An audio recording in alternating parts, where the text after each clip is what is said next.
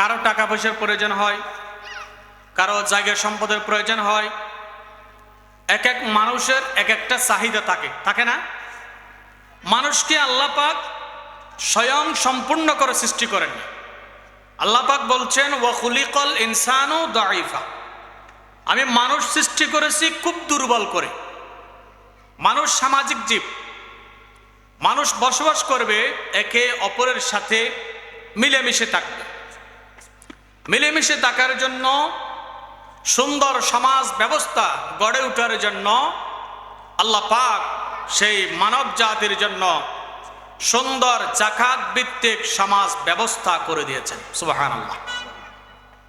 আল্লাহ পাক যাকাত ভিত্তিক সমাজ ব্যবস্থা কেন করলেন? দুনিয়ার জমিনে মানুষের কাছে যে রক্ষিত সম্পদ রয়েছে,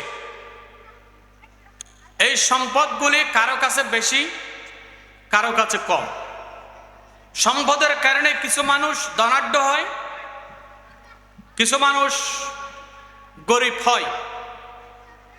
আল্লাহ পাক ধনী যারা থাকে, ওই ধনী মানুষের সম্পদের ভিতরে গরিব মানুষদের একটা অংশ রেখে দিয়েছে। আল্লাহ পাক বলছেন ওয়াফি আমওয়ালিহিম হাক্কুল লিসসাইলি ওয়াল মাহরুম, তোমাদের যে সম্পদ রয়েছে, তোমাদের সম্পদের ভিতরে গরিব, অসহায়, দরিদ্র মানুষদের একটা অংশ রয়েছে। সুতরাং যাকাতের মাধ্যমে ওই অংশটুকু বাহির করে গরিব, অসহায়, দরিদ্র মানুষের মাঝে সমভাবে বন্টন করে দেওয়ার নাম হচ্ছে যাকাত ভিত্তিক সমাজ ব্যবস্থা। সুবহানাল্লাহ বলেন। সুন্দর সিস্টেম কিনা? কোনো মানুষ দুনিয়ার জমিনে কষ্টে থাকবে না। প্রত্যেক মানুষ তার নিজস্ব অধিকার নিয়ে সেই সুন্দরভাবে জীবন যাপন করবে। এটার জন্য আল্লাহ পাক যাকাত ভিত্তিক সমাজ ব্যবস্থা দিয়ে দিয়েছে। পক্ষান্তরে শয়তান সুদ ভিত্তিক সমাজ ব্যবস্থা চালু করে দিয়েছে। আল্লাহ পাক যা করতে বলে শয়তান তার বিপরীতটা করে। কারণটা কি? আল্লাহ যে মানুষের সুন্দর জীবন যাপনের জন্য, সুন্দরভাবে পৃথিবীতে থাকার জন্য যাকাত ভিত্তিক সমাজ ব্যবস্থা করে দিলেন, বৈষম্য দূর হওয়ার জন্য, বড়দের কাছে ছোটরা যেন স্নেহ পায়, গরিবরা বড়দেরকে যেন সম্মান করে, ভ্রাতৃত্বের সমাজ গড়ে উঠে, মানুষের মধ্যে ধনী গরিবের ভেদাভেদ দূরীভূত হয়ে যায়, সব মানুষের ভিতরে ভ্রাতৃত্বপূর্ণ, আন্তরিকতাপূর্ণ সহ অবস্থান সৃষ্টি হয়। পক্ষান্তরে শয়তান কি করল?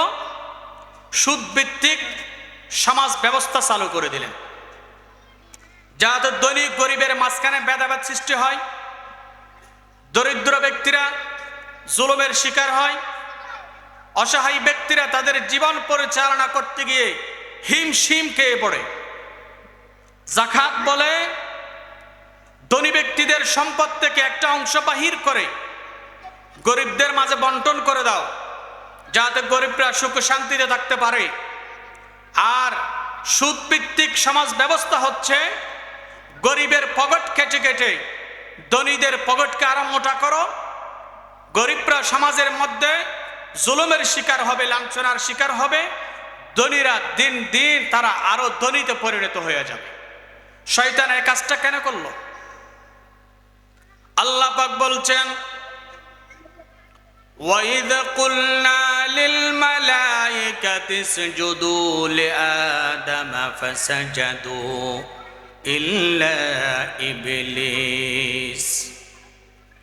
আল্লাহ পাক হযরত আদম আলাইহিস সালাতু ওয়াস সালামকে যখন সৃষ্টি করলেন, আদমের দেহের ভিতরে যখন আল্লাহ পাক রূহটা ফুঁকে দিলেন, রূহ ফুঁকে দেওয়ার সাথে সাথে হযরত আদম আলাইহিস সালাতু ওয়াস সালাম একটা হাসি দিলেন। তার জবান দিয়ে হাসির উত্তর চলে আসলো আলহামদুলিল্লাহ। হাসি দিলে কি বলতে হয়? আলহামদুলিল্লাহ বলতে হয়। হযরত আদম আলাইহিস সালাতু ওয়াস সালামের দেহের ভিতরে যখন আল্লাহ পাক বলছেন আমি নিজ থেকে যখন রূহ ফুঁকে দিলাম, রু দেওয়া ছাড়া তো ওই দেহের কোনো দাম ছিল না, ওই দেহের কোনো নড়াচড়া ছিল না। আল্লাহ পাক বলেন, আমি যখন আদমের দেহের ভিতরে রুটা দিয়ে দিলাম, আদমের ভিতরে রু ঢুকার পরে সর্বপ্রথম আদম হাসি দিল। হাসি দেওয়ার সাথে সাথে তিনি আল্লাহ পাকের শুকরিয়া আদায় করলেন, আলহামদুলিল্লাহ। আর আল্লাহ পাক ওই আদমের সম্মান বৃদ্ধির জন্য, এই মানবের সম্মান বৃদ্ধির জন্য সমস্ত ফেরেশতা কুলকে আল্লাহ পাক ডাক দিয়ে বললেন, ওয়াইদ কুলনা লিল মালাইকাতি ইসজুদু লি আদম। সুবহানাল্লাহ বলেন। আল্লাহ পাক ফেরেশতাদেরকে বলছে, তোমরা আদমকে সিজদা করো। অর্ডার কার? এটা কথা বলেন ভাই, অর্ডারটা কার ছিল? আল্লাহর ছিল। সব ফেরেশতারা ফাসাজাদু, কোন ফেরেশতা কাল বিলম্ব করলেন না, কোন ফেরেশতা প্রশ্ন জাগালেন না, সাথে সাথে আদমকে তারা সিজদা করে দিল। শুধুমাত্র একজন সিজদা করে নাই, ইবলিস, আজাজিল। তার অবস্থান ছিল শয়তান, তার অবস্থান ছিল ফেরেশতাদের সাথে। আজাজিলের অবস্থান ছিল ফেরেশতাদের সাথে। সেই সর্ব অবস্থায় আল্লাহ পাকের জিকির করতেন। বড় বুজুর্গ ছিল, বড় ধরনের বুজুর্গ ছিল, কিন্তু সেই আল্লাহ পাকের হুকুমের অবাধ্য হয়ে গেল।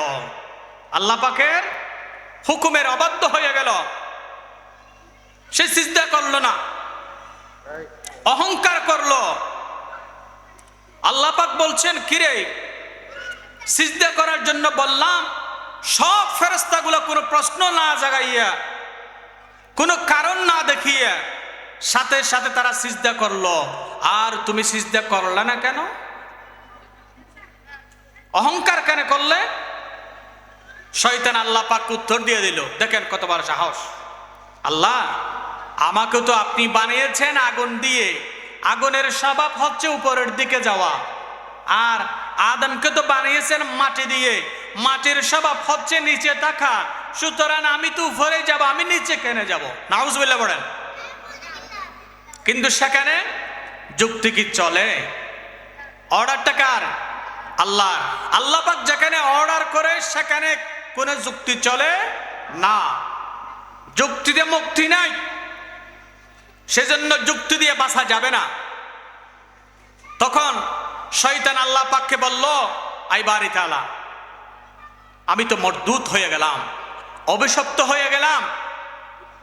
আমার কিছু আবেদন আল্লাহর আপনার কাছে আছে। আল্লাহ পাক বলছেন, কি আবেদন আছে বলো? শয়তান বলতেছে,